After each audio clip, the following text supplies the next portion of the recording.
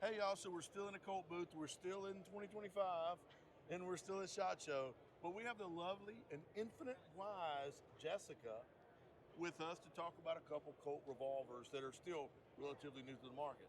We are, yeah. So we've got the Grizzly and the Kodiak. I think you've probably talked about the We Kodiak did, before. yes ma'am. And so the Grizzly is sort of the little brother to that. This is built on the Python frame. So it's a 357, accommodates 38 special, and it's got an unfluted cylinder, which is a very visible difference, and the ported barrel, which is also a very visible difference, which is giving us a significant reduction in muzzle lift and that felt recoil. Sure. And also to tame that recoil, we've got the Hoe grip on here, which is interchangeable, and a big fan favorite as well. I'm sure. And so when you port these, the Kodiak or the Grizzly, if you had to guess, could you give me a number on the recoil reduction?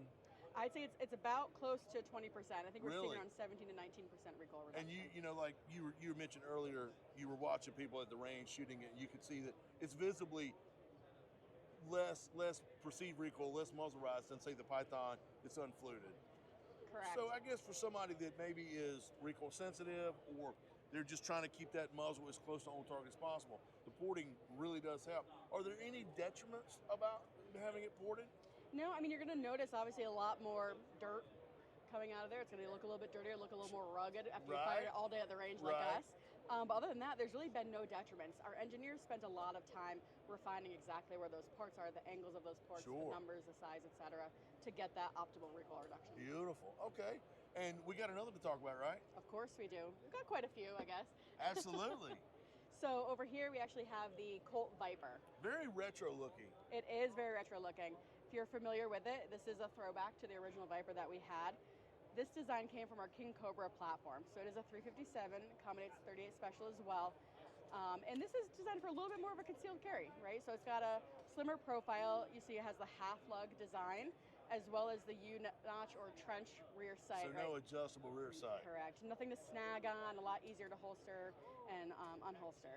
You've got that retro throwback you're talking about, so a little homage to the original Viper grips, but it is interchangeable with any of our current King Cobra grips. So Okay. if you prefer the rubber overmold grips, that fits anything else out there as well. Awesome. Now, have you seen a lot of popularity in the new kind of the Kodiak and the Grizzly and the Viper?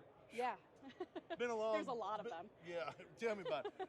But so you introduced these NRA, and is that right? Last NRA show these Yep, three correct. revolvers introduced. Yep, so earlier, or not earlier this year, it's early as possible this year. Back in mid-2024, we released these three models.